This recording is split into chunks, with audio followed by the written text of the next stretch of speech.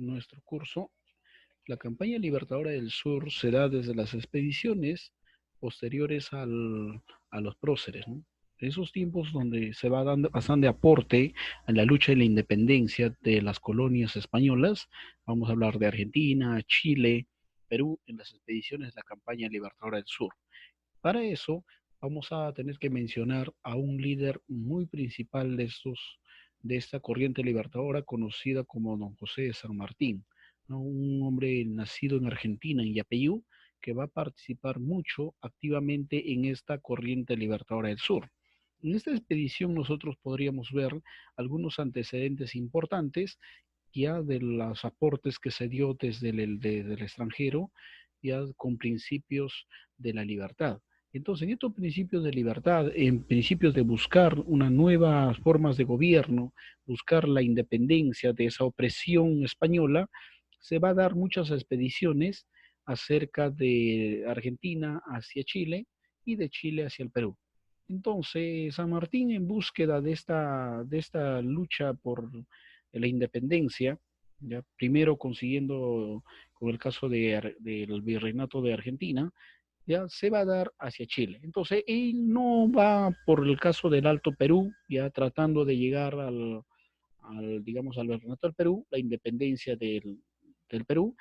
Lo que sí él busca es ir por Chile. Entonces, ir por Chile le va a conllevar tres batallas que ellos van a desarrollar. En estas tres batallas que ellos van a desarrollar lo tenemos de la siguiente manera. Entonces, tenemos una batalla que se desarrolla, ¿ya?, en el año 1817, cuando van a tener, digamos, una llamada la batalla de Chacabuco, ¿no? Para eso él va a nombrar un ejército, con ese ejército van a llegar a Chile, y en Chile se desata esta batalla, la llamada batalla de Chacabuco, donde ellos van a lograr vencer, ¿no?, a los realistas. Posteriormente ellos van a tener una derrota en la batalla de Cancha Rayada y ellos van a sellar la independencia de Chile en una victoria con la batalla de Maipú. Entonces, las victorias que ellos van a tener es en la batalla de Maipú y en la batalla de Chacabuco. Con eso van a nombrar como jefe supremo del ejército, digamos, chileno, ¿ya? Y digamos el que va a ser del brazo derecho de San Martín al general O'Higgins. Con eso ya van a tratar de hacer algunas expediciones que se va a dar en el año 1819. En el año 1819 se dan las siguientes expediciones. Estas expediciones, dirigidas por Cochrane, estuvo organizado en los viajes hacia el Perú. En la primera expedición en enero y la segunda en septiembre, la primera desembarcándose en Huacho y pasando hasta el norte, lo que fue Piura. En la segunda expedición se dio desde digamos, el Callao, desembarcando por Pisco, ¿ya? Y también asimismo llegaron hacia el norte del Ecuador. Con esas dos expediciones para el reconocimiento de cómo está el Perú en sus aspectos políticos, económicos, en sus aspectos de cómo el ejército realista tiene el control, ¿no?, viendo todas las estrategias, eso se dieron las dos expediciones. Después de estas dos expediciones, ¿ya?, San Martín finalmente va a llegar a lo que va a ser Pisco, o lo que es al puerto de Paracas. Después de haber llegado al puerto de Paracas, él va a tener una reunión con el virrey. Entonces, ¿por qué ellos tienen una reunión, se dice, y por qué no fue de frente un enfrentamiento, batallas que posteriormente se dan? Lo que se entiende en esta historia es que cuando llega San Martín, él llega ya con un modelo del cual se lo traslada al virrey, ¿no?, y a sus representantes para que puedan tener una reunión. En esa reunión que podemos ver del caso de Politunanue, podemos ver el caso de eh, García del Río, Tomás Guido, se reúnen para ver y discutir cuál sería la mejor forma de gobierno que va a darse en el Perú. ¿Por qué se decía? Porque se estaba dando en esos tiempos con los virreyes directamente con la corona española, o sea, un gobierno monárquico absoluto. Entonces, lo que San Martín busca es que se libere el Perú pero todavía que no sea completamente, digamos, como un modelo de república, sino que adopte una monarquía constitucional. Para eso buscaba de que un monarca extranjero puede liderar, puede gobernar, pero que respete la división de poderes, o sea, que se establezca la división de poderes, pero un monarca que gobierne. Entonces, esa era la monarquía constitucional. ¿Ya? La que estábamos teniendo antes de esa independencia era monarquía absoluta. Entonces, buscando esos acuerdos, llega San Martín, por eso se va a dar la conferencia de Miraflores, reuniéndose, discutiendo, viendo cuál debería ser la mejor forma de gobierno o tipo de gobierno que se debe dar en el Perú. Entonces ahí habían algunos próceres también que van a intervenir, gentes muy intelectuales, como el caso de Hipólito Unanue, ¿no? Entonces eso se dio por un lado. Entonces, estos criollos que se van reuniendo, tratan de ver, no poniéndose de acuerdo, ¿ya? Vamos a continuar con lo que se va a dar una expedición. No, no logran ponerse de acuerdo ahí, por lo menos, y continúa una expedición. Entonces, desde Paracas va a continuar la expedición hacia la Sierra Central, ¿no? Van lo que hoy en día conocemos como Ayacucho, llegan a Huamanga, entonces ahí van a tener un gran enfrentamiento en Huamanga. Pasan a lo que es es el actual Huancayo, el actual Jauja, entonces van a tener enfrentamientos tanto allá en Huamanga, van a pasar la ciudad de Jauja, van a tener otros enfrentamientos en Tarma, entonces todos estos enfrentamientos ha ido conllevando ya de ciertas victorias que van a tener, digamos, este ejército con la expedición del general Álvarez Arenales. Asimismo, podemos ver que cuando se desarrolla una gran batalla en la Sierra Central, hemos entendido que ahí en la zona de Jauja se desarrolla una batalla y esta batalla de Jauja va a conllevar a la historia para decir de que en Jauja se está llevando lo que es la primera capital histórica del Perú. ¿Por qué lo consideraron así? Porque un grupo que estaba muy concentrado allá en Jauja va a ser en cierta manera derrotado. Entonces ya tienen unos ciertos enfrentamientos que dan allá en Huamanga, ya van a pasar a Huancayo, pasan a Jauja, pasan pasan a lo que es la parte de Tarma, y así van teniendo ciertas victorias. Y una de las victorias más importantes es cuando se va a dar en las alturas del Cerro de Pasco, ¿ya? Y finalmente van a lograr tener esa gran victoria, lo que va a ser un paso muy importante, ¿no? En sus trayectos que están yendo, ¿no? De Huamanga, primero desde Pisco, pasan a Huamanga, de Huamanga van a Huancayo, Jauja, Tarma, van a ir al Plao de Pasco, van a, más al norte, y con todas estas victorias que ya están teniendo en la parte de la Sierra Central, se van a ir al norte y continúan su expedición hacia el norte. Su expedición hacia el norte pasan, ¿no? Lo que va a ser la parte de Huaura, Guaura, Huacho, todas esas partes empieza su expedición, ¿no? En el mapa geográfico está muy cercano, de Pasco se puede pasar por las alturas a Huaura.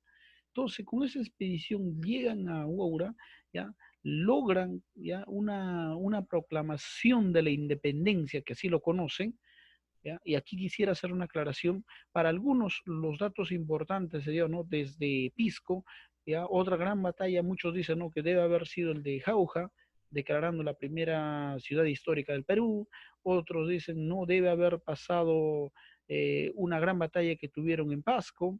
Otros van a decir, no, el primera lucha, la primera forma de independencia o la primera proclamación antes de Lima ya se dio en Huaura, y de Guaura empiezan a independizar Lambayeque, lo que es parte de Trujillo, empiezan a independizar parte de lo que es, digamos, lo que vemos el Chiclayo, toda la parte norte, y concentrándose un gran ejército también en la parte de Trujillo. Entonces, con todos digamos, victorias que habían tenido estos grupos, digamos, aliados de San Martín, es los que van a debilitar bastante a los realistas. Entonces, con eso estaba cantado ya, creo, el debilitamiento de los realistas, y en ese entonces se va a producir lo que es un motín, conocido como el motín de Asnapuquio. Entonces, el motín de Asnapuquio se conoce con ese nombre por la destitución de Pezuela, ya del virrey Pezuela, va a ingresar un nuevo virrey, ¿no? Y ingresa el virrey La Serna. Entonces, ese acontecimiento es considerado el motín Napuquio.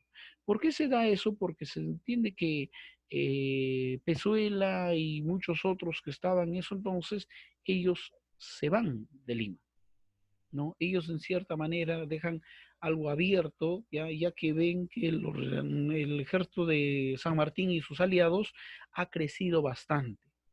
Entonces, por eso se va a dar la circunstancia de que ellos van a decir, ¿no? Mejor nombremos una nueva persona que lidere este gobierno, digamos, realista, ¿no? Del gobierno español. Entonces, ahí se va a dar entonces con San Martín un reglamento provisorio del norte, ¿ya? Entonces ya el norte del Perú ya tienen, digamos, un dominio de parte de San Martín. Con ese gran dominio ingresan a Lima. El 12 de julio hacen su ingreso a Lima y en un cabildo abierto redactan la independencia que posteriormente el 28 de julio va a ser leído ante, digamos, la alegría de los criollos limeños.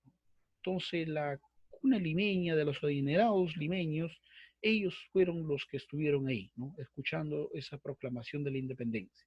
Entonces, ¿beneficiaba a quién directamente? Al pueblo no tanto.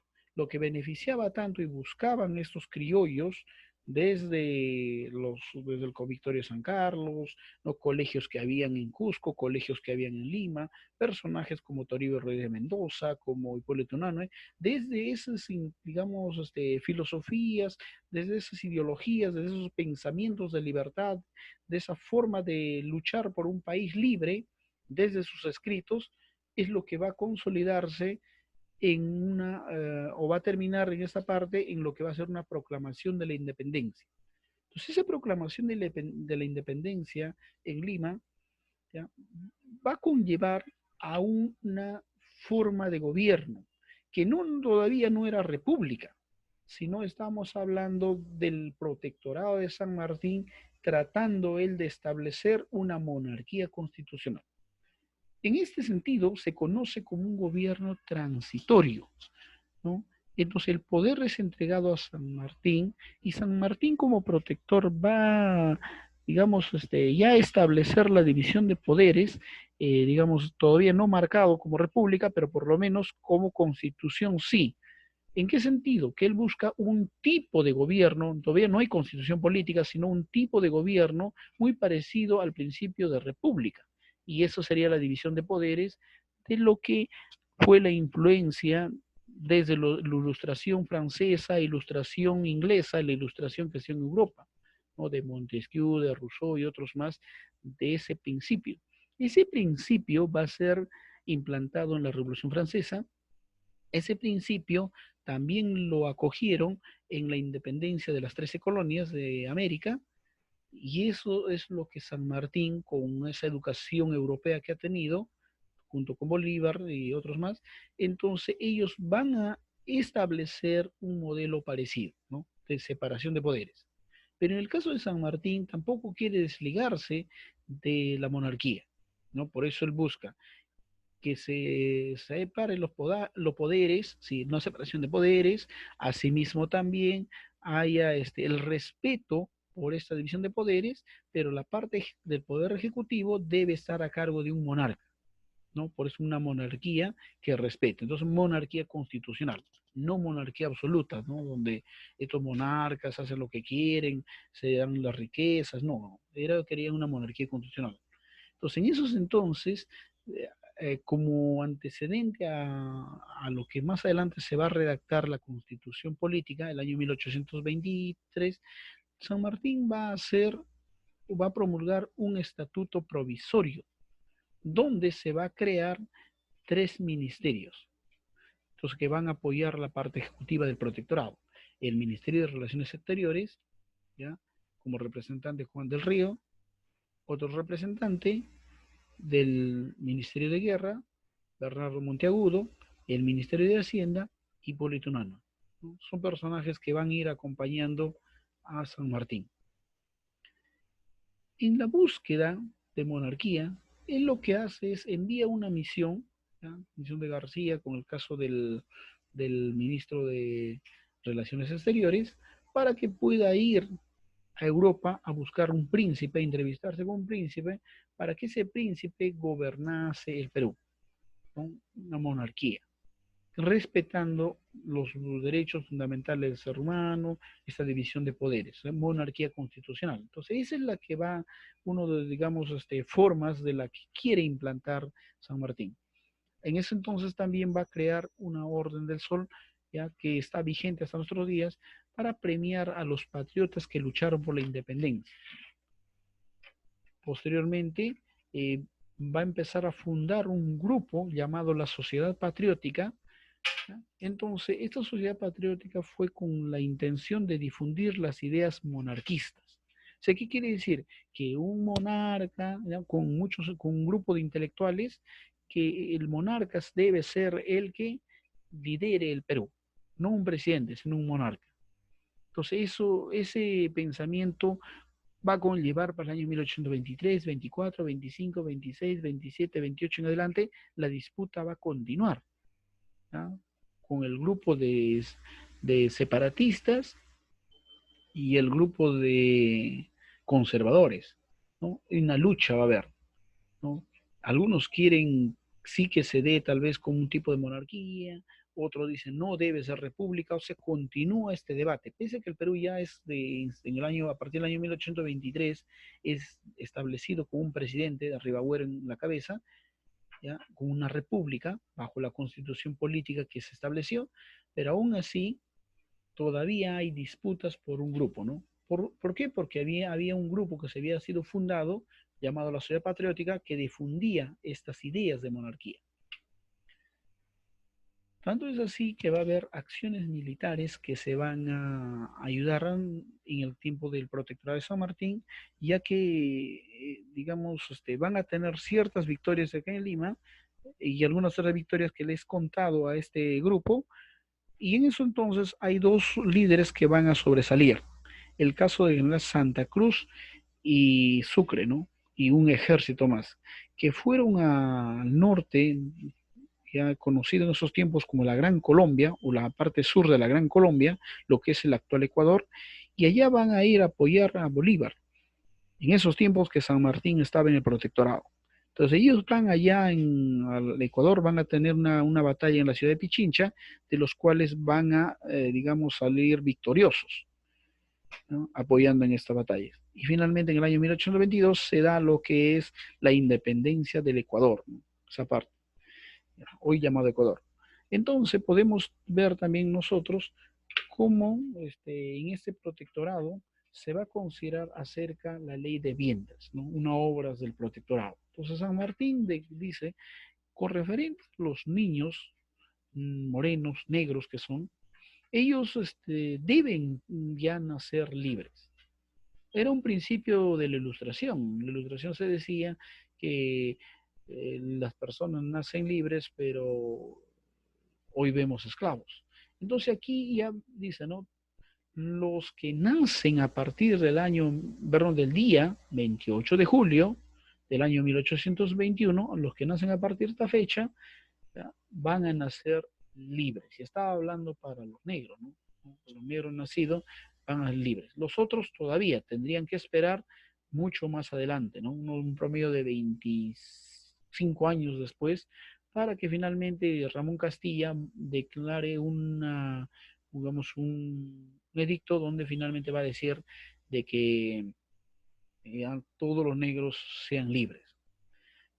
Por otro punto, podemos ver, ¿no? Crea el tributo indígena, aunque no del todo se va a cumplir, ¿ya? Lo que va a dar el tributo indígena en el sentido de que había anteriormente un tributo indígena y lo que va a hacer aquí es que se anule este tributo indígena, ¿ya? Aclarando ese punto. Posteriormente podemos ver también la creación de la Guardia Peruana, y mucho de esa parte o parte de esa Guardia Peruana es lo que va a tener una actuación en la batalla de Pichincha en la independencia del Ecuador, ¿no? Aclarando ese punto. ¿Ya? Ese era el ejemplo bueno de la Guardia, ¿no? Que fue creado. ¿no? Entonces, esos serían tal vez algunos puntos importantes de ver. ¿Quedaron varios elementos todavía por trabajar? Sí. ¿Ya? Ahorita lo vamos a trabajar con manera de preguntas. Lo trabajamos esta